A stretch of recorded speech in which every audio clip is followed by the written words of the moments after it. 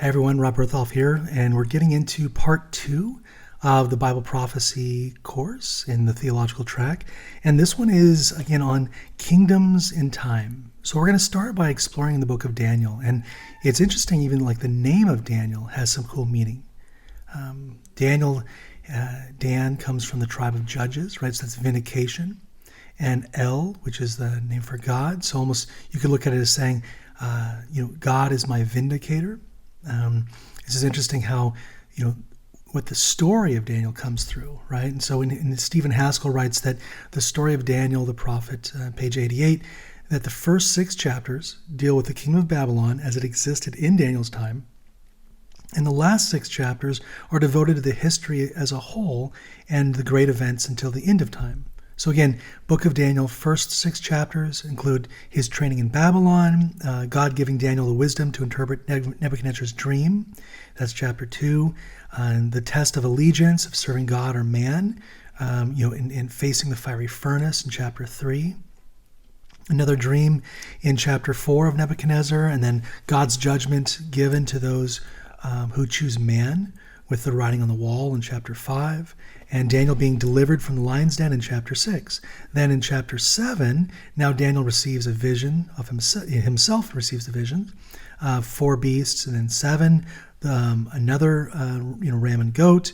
Chapter 9 is the 77, and then chapter 10, vision of man, and 11, king of the north, and finally concludes in the end times in chapter 12. So it's just kind of a beautiful symmetry there.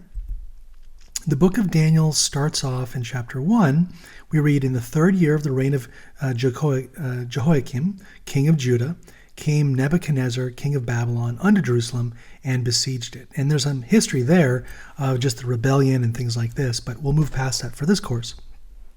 Ultimately, Daniel is a young man, a young boy. He's taken captive and finds himself in the court of the king. And the king has a dream that none of his magicians or wise men can tell him what the dream was or what the dream meant. And then we're moving to chapter 2. So in this chapter begins the 2nd year of the reign of King Nebuchadnezzar, who has a dream and is really disturbed by it, right? This dream is something very impactful to him. And so he calls together all of the magicians and astrologers and sorcerers and the Chaldeans, just everybody that's there in his courts that he has there to show prophecy and things like this. And he asks them, what is the meaning? But more than that, they expect to get the dream first. But then when he tells them, I can't give you the dream, I want the dream and the meaning, because the king forgot the dream. Then the king gets super upset and says, okay, you guys are all con artists, essentially, I'm paraphrasing. If you can't tell me the dream, then you're worthless to me. So the king was so bothered that he ordered just to kill them all. He just thought, these are all con artists. They've been misleading me. They all should die. Then Daniel, interestingly enough, was considered part of the same group. And so Daniel went to the king and asked if he could have some time. He says, ultimately, I can't tell you, but I can pray to my God, and my God will tell me the answer, both the dream and the meaning. So he was given the time, and Daniel then prayed and was given, we read in verse 19, that in a night vision, Daniel was given the dream and what the interpretation to the dream was, both. So in verse 26, we read that Daniel visits the king, and the king asks, are you able to make known the dream? And he says, yes, right? He says in Daniel 28, we read that the God of heaven that revealeth secrets and begins to interpret the dream here. So the dream is this, and by the way, real quick, I love this imagery. I got this from Jeremy Park from Bible Scenes, and shout out also to Gan Kunle, who does Laramie, who does most of the other icons for me. But I just love this one here. It's a really beautiful visual. So shout out to both Laramie and also to Jeremy. Now, what we read here is that thou, O king, sawest, and behold a great image. So Daniel's now telling the king what he saw that none of the other people could do. In verse 31, the great image, whose brightness was excellent, stood before thee, and the form thereof was terrible, was great. The image of the head was of fine gold, and his breasts of arms and silver, his belly and his thighs of brass, and his legs are of iron. His feet were part iron and part clay. And thou sawest a stone that was cut without hands. So this is a stone not from man, right? So we're talking about the statue is all man, and this is not from man, which smote the image on his feet, where the iron of clay, and broke him into pieces. And then the iron, the clay, the brass, the silver, and the gold broke in pieces together and became like the chaff of summer threshing floor. So we read here that all of these worldly, these earthly kingdoms would just be disappeared. And the wind and carried them away, that there was no place for them. And now we find that something happened with that rock. So the rock that smote the image became a great mountain and filled the whole earth. So this is God exerting, his dominion over earth, and Christ being the rock. There's so many metaphors here. I highly recommend my course on Bible symbology. And we see that now this dream, Daniel says, now I'll tell you the interpretation. So that's the dream. Now here's the interpretation. He says that the head ultimately is the head of gold. So this is King Babylon. He's King Nebuchadnezzar in Babylon. He's saying, and after thee shall rise another kingdom inferior to thee. Okay, now stop here. Historically, you can go in and find out historically who was the next king of Babylon. The next empire after Babylon, and we find from the Nabonidus Chronicle that Babylon was conquered by the Persian king Cyrus, who started the essentially the Medes and Persian Empire that came after Babylon. So interesting how this time this prophecy is backed up by history. And he continues, and a third kingdom of brass shall rule over the earth. Right. So now we're talking about what is this next empire that's known for brass. And it's interesting how we read in the Battle of Gaugamela in 331 that Alexander the Great. We see that Greek Empire conquered the Persian army and into the Medo-Persian Empire. So again, this happens. The Greeks came about 331 to 168 BC. And what's interesting is that the brass or bronze used around Aristotle's time, around 300 BC, was when Greece first came to power, right? So when the Bible says that, it was of bronze and Greece, right, it's clearly spelled out here. It's pretty beautiful. And the fourth kingdom shall be as iron, for which it breaks in pieces and subdues. So which empire comes after the Greeks and is known for iron? And we know that this is Rome, right? Rome conquers the Greek lineage in 168 BC, and even Roman historian Plutarch describes the battle as a clash of bronze and iron. So, just beautiful how this just backs up the Bible in a really powerful way. And whereas thou sawest the feet and toes, part of potter's clay and part of iron, the kingdom shall be divided. So the kingdom shall be partly strong and partly broken, right? Now, what became of the Roman Empire is the question. And again, just to note, all of this happened. This is hundreds of years before this came about. So this wasn't something that would happen after the fact that, you just kind of made up a story that goes with it. This is a prediction. This is an actual Bible prophecy. Now, these 10 toes ultimately are the 10 barbarian kingdoms that kind of came after Rome, disintegrated. Okay, now these are the ones that migrated through into Europe. So this is mostly Western Europe for the most part.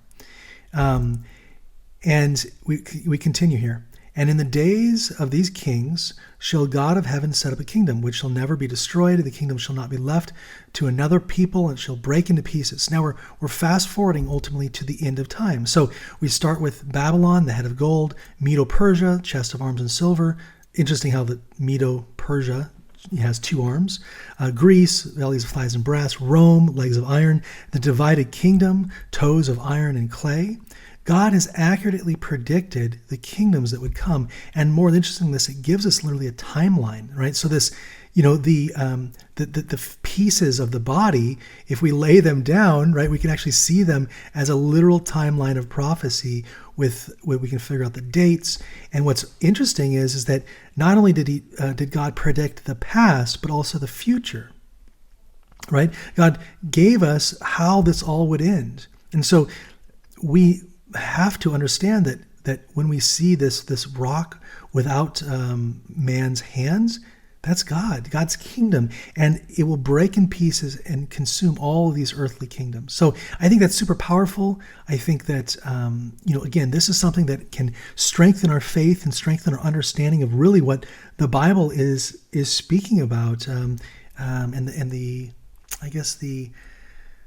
validity of the Bible, right? We already have another course on Bible on Bible, where we talk about how the Bible is historically accurate, all these things. But now we see that it's actually predicting the future, and no other religion, no other book can do this. It's super powerful.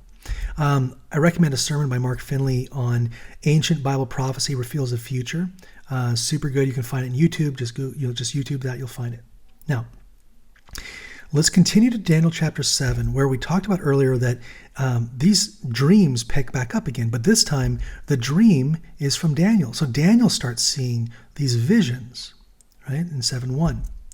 And again, Daniel saw in a vision by night, beheld 4 winds. Now, winds are typically referred to as war. Okay, so in prophecy, a symbol of war and strife. And heaven strove upon the great sea, and seas denote nations and people. So, and then we see here, and then out of that kind of 4 great beasts, diverse from one another. So now these are kings, right? So the question is, do these come after, the divided kingdom, or are these alignment with the same time period? And the only way to figure that out is to kind of read forward. So we're looking, if there are any clues that the first of these 4 beasts is related to Babylon, will the second one be related to Medo-Persia or Greece or Rome, or will these come after? So let's go read through this.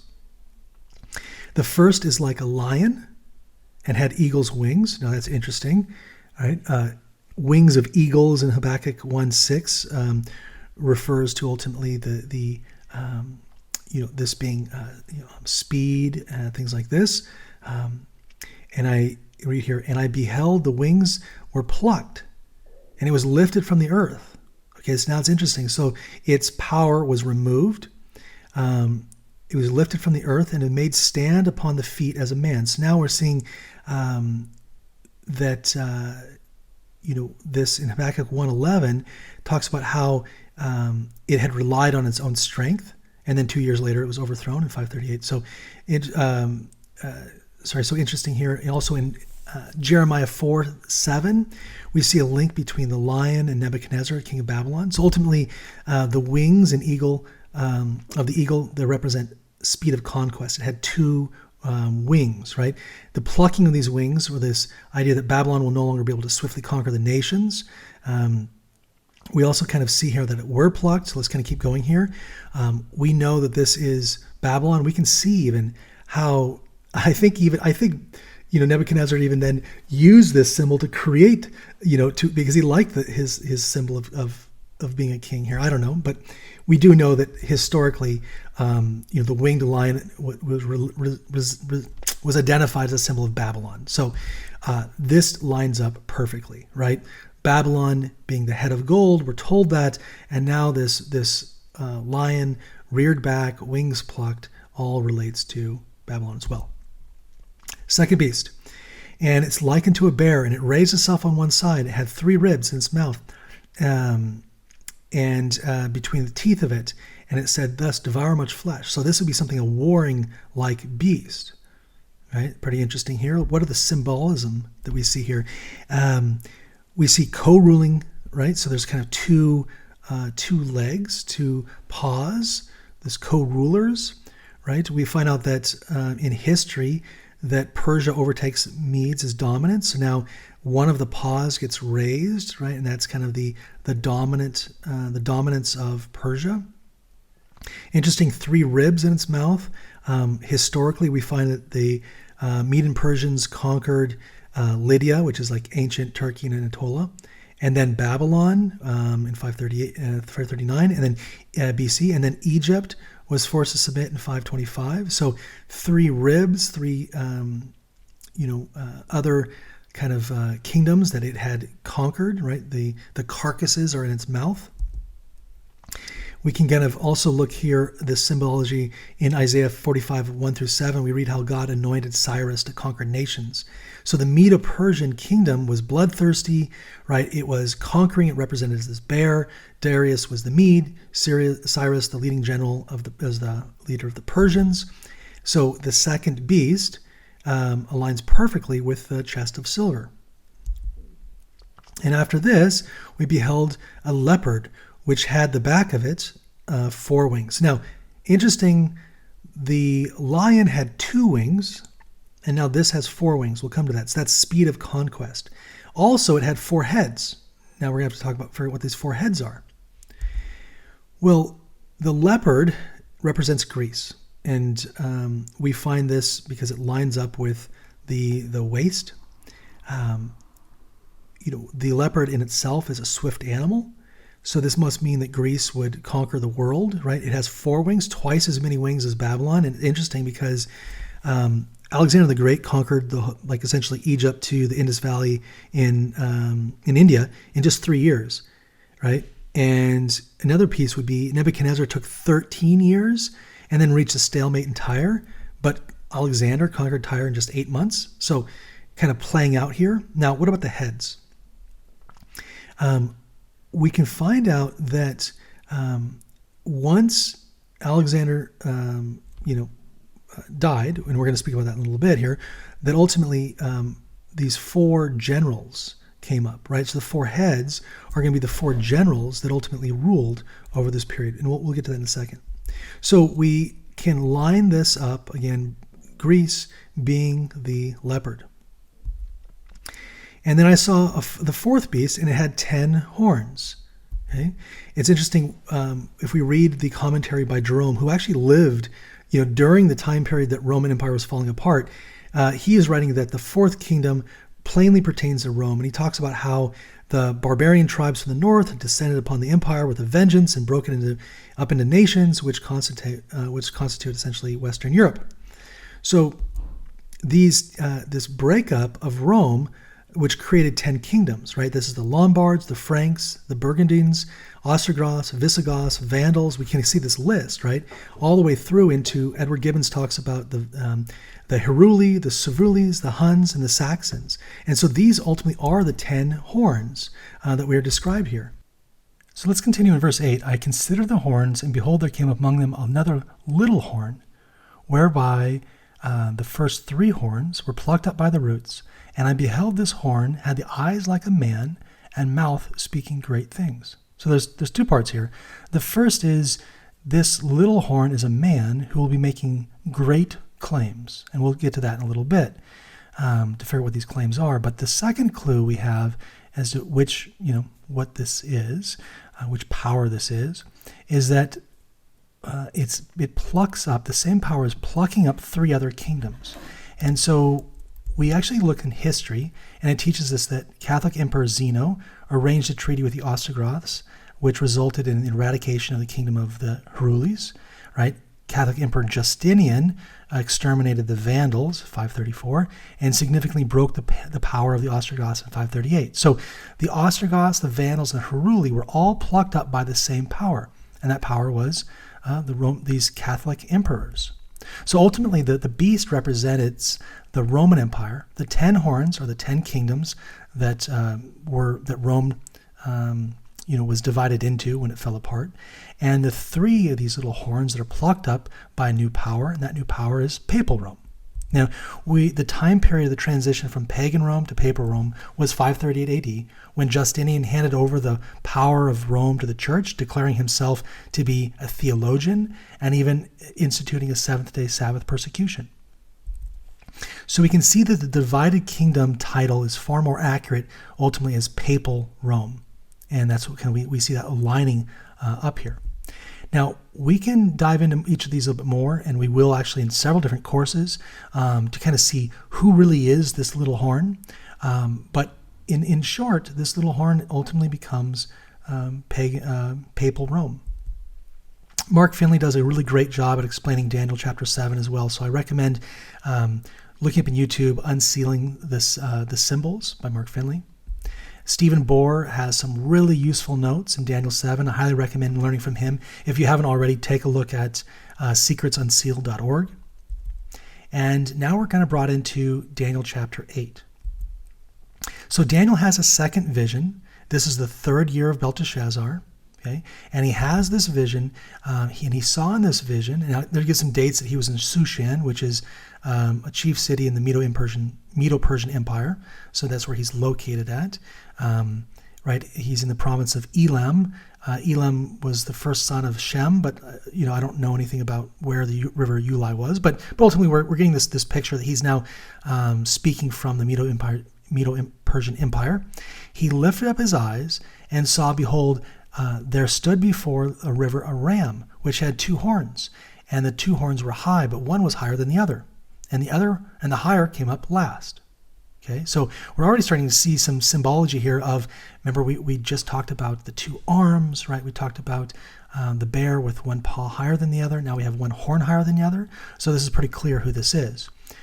We saw this ram pushing westward and northward and southward, and no one could stop him, and became great.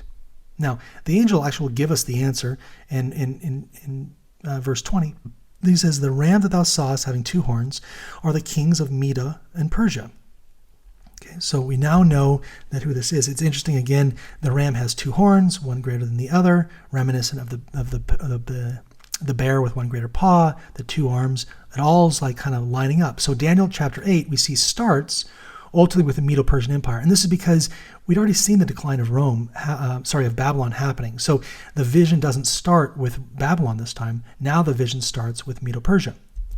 And as I was considering, and a he-goat, okay, so this came from the face of the whole earth, and touched not the ground, having a great notable horn between his eyes. And we're told later in verse 21 and 22, the angel gives the answer that this goat is the king of Greece, right? So we see here that that four kingdoms will stand out of it when it's broken, right? So the Bible tells us that Greece, that this is Greece, and that the notable horn would be identified as Alexander the Great.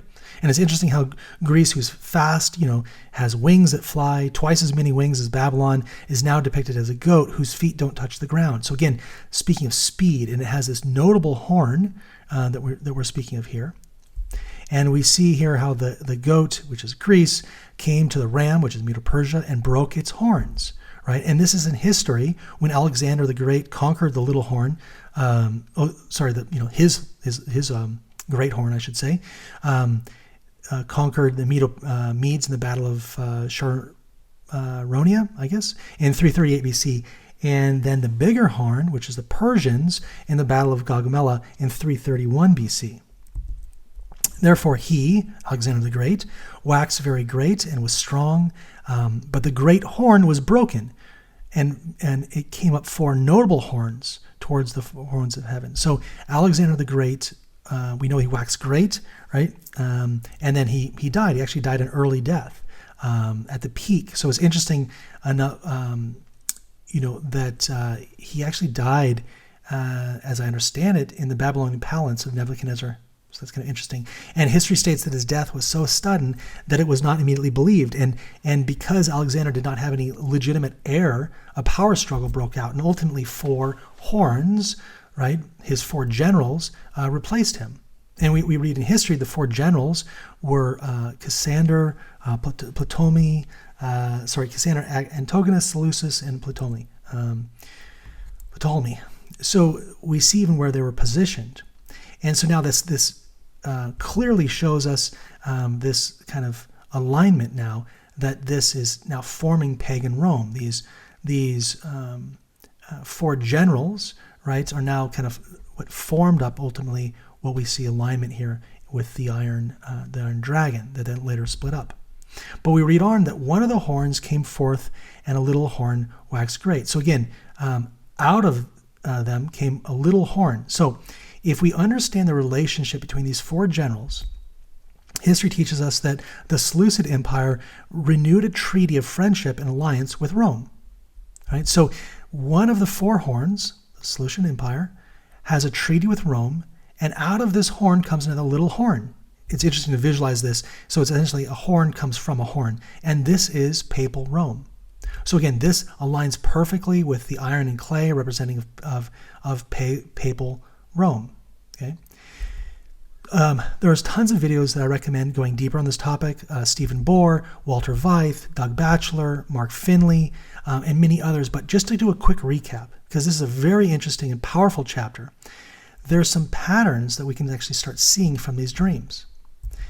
It's interesting to see, actually Stephen Bohr pointed this out, how Daniel chapter 7 refers to beasts of prey, where Daniel chapter 8 is sanctuary animals. And there's this kind of interesting chronology kind of moving here. And we're told that the earthly governments will prevail by physical force, but the founder of the new government, the king of is the Prince of Peace, right? Worldly kingdoms are the symbols of fierce and beasts of prey, but Christ is the Lamb of God, which takes away the sins of the world, right? We're talking here how we start moving into this idea that these are the symbols of really kind of the sanctuary, right? The stone that smashes the statue in pieces, this is the return of Christ. Just a quick recap here. And ultimately, every kingdom of time that was predicted by the Bible, it happened. And so we should have faith that that Christ's kingdom will also come. In Daniel 2:44, and the days of these kings shall the God of heaven set up a kingdom, and in the days of these kingdoms shall the God of heaven set up a kingdom which shall never be destroyed, and the kingdom shall not be left to another, but it shall break into pieces and consume these kingdoms, and it shall stand forever. This is ultimately the kingdom of God. And much of this was understood as far back as 1834, when the sealed book relating to the 2300 days was opened. Now, again, I dive deep into this in my other course in Revelation, so I highly recommend that. But the takeaway is this. If you want to know the future, the Bible has predicted it, right? The Bible has proved itself to be accurate and inspired by God.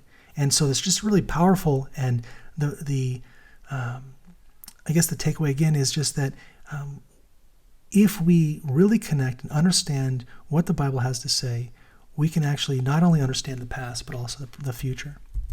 So let's go into chapter 11, and this is kind of an interesting one. So we read here that there's this mighty king. He stands up, and he's coming to power. His kingdom will be broken and not given to his posterity or his family, but divided in the four winds.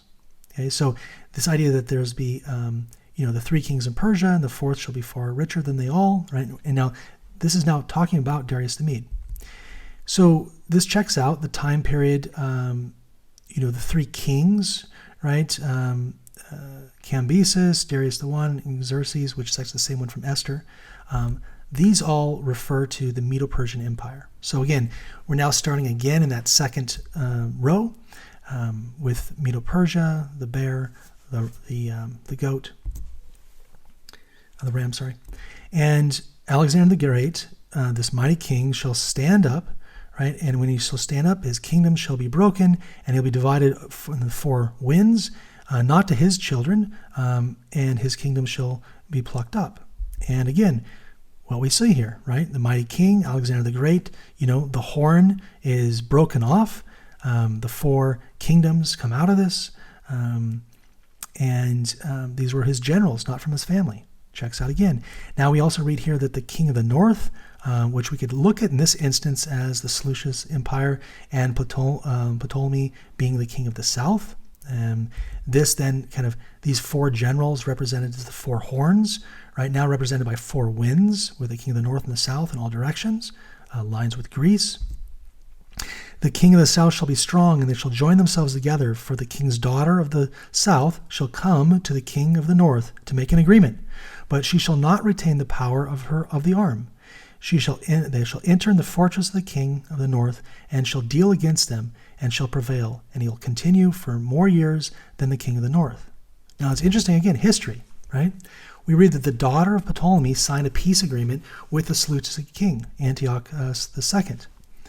We also read, going back to Daniel 11, verses 5 through 8, that, again, we will not retain the power of the arm. So what does that mean, right? Well, ultimately,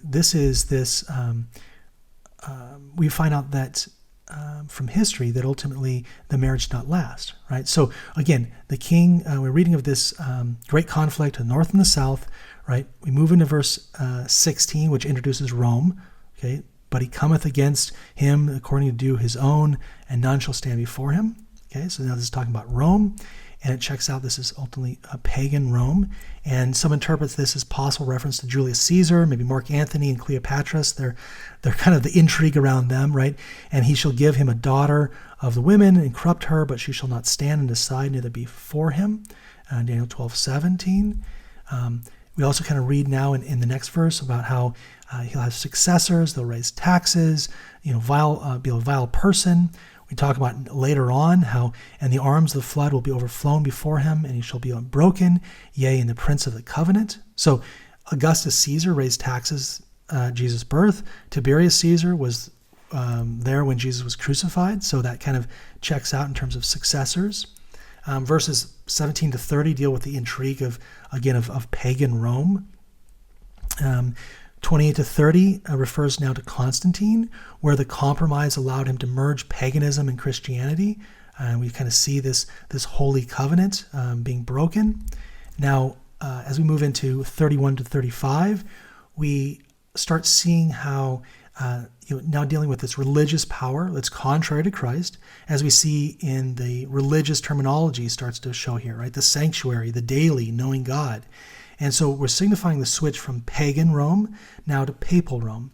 And we also read that they will convert many, else they'll die by execution, burning at the stake or imprisonment, which all happened during the Inquisition over many years. That 1200 and that many days is that 1260-day prophecy, so 1260-year prophecy. Now, regarding the word sacrifice, the spirit of prophecy tells us that the word was provided by man and does not belong in the text. So just kind of when we talk about sacrificing the daily here, it's the one word that I feel that we can remove from the Bible because it wasn't supposed to be there. This does not refer, it was added erroneously. So clearly the final power represented here is the papacy. And what's interesting is that this literally just fills in all of the gaps. It really connects the dots.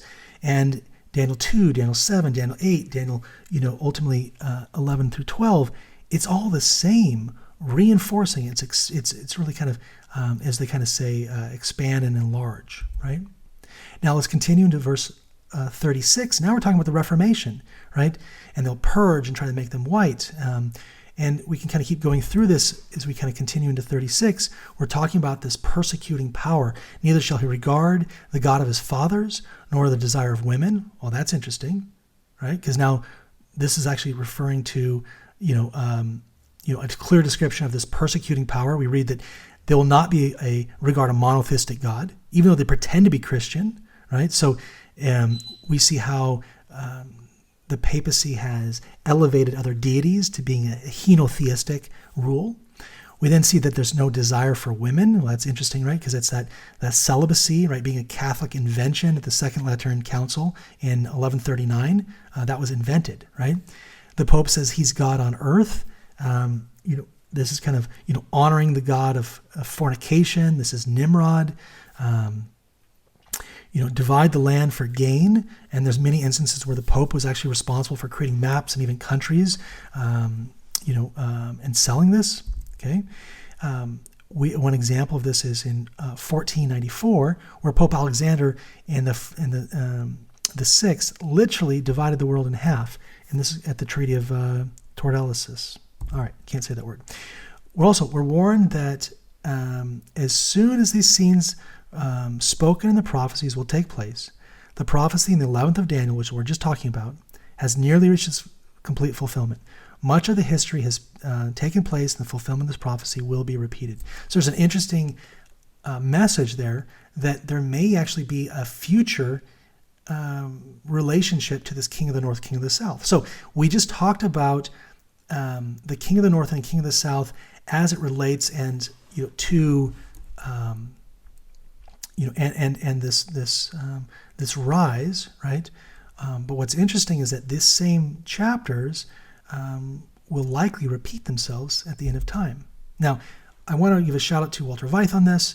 Highly recommend the King of the North Part 1 as well as Part 2. He actually also gives a second alternative interpretation of Daniel chapter 12 that we'll talk about real quick. He kind of brings up, starting with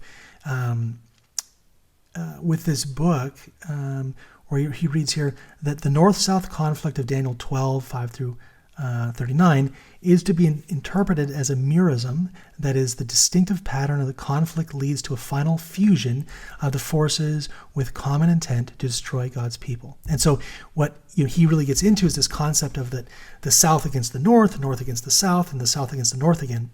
And we see this A, B, C, and then a reverse. In verses 40 to 45, the south then attacks the north, and then the north attacks the south, right? A, B, then the north then attacks the north, which is interesting. So what this is kind of replying to, this is this idea of synthesis, right? So this is all followed by the final victory of God over the forces of evil. What I love that Walter Veith brings out is this concept of the Hegelian dialectic, which has three stages: an action, a reaction, and then a resolution, right? And this is essentially called a thesis, and then an antithesis, and then a synthesis. And what we see here is that there's an agenda.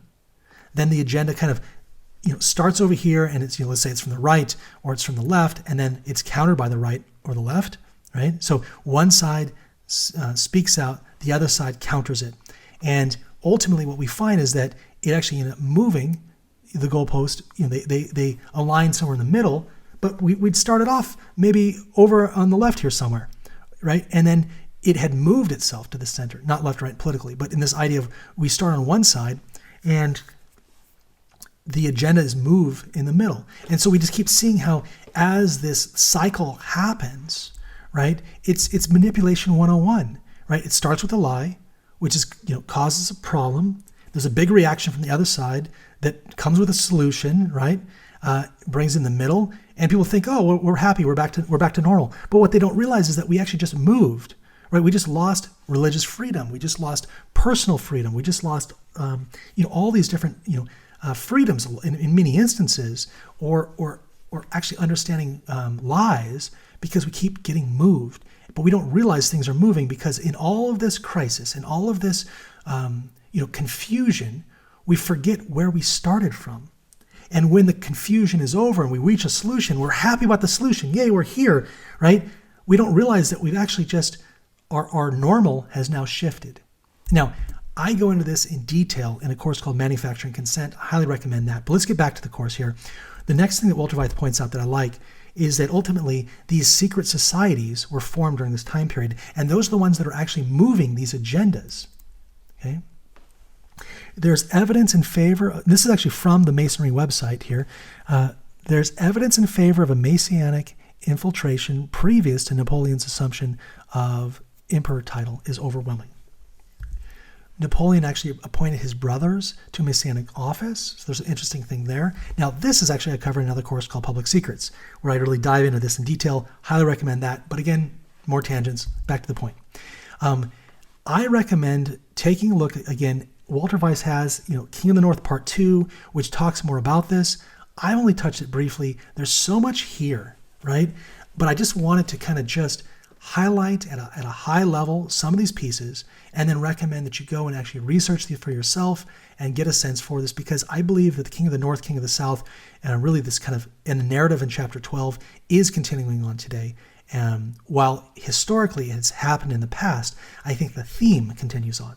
So with this, I highly recommend that you continue to study this. And in the next course, we're going to get into ultimately understanding the 669 and the 1, which is the 70 week, relating to ultimately this time period for the coming of the Messiah, which is another beautiful Bible prophecy. We're going to get to that in the next video.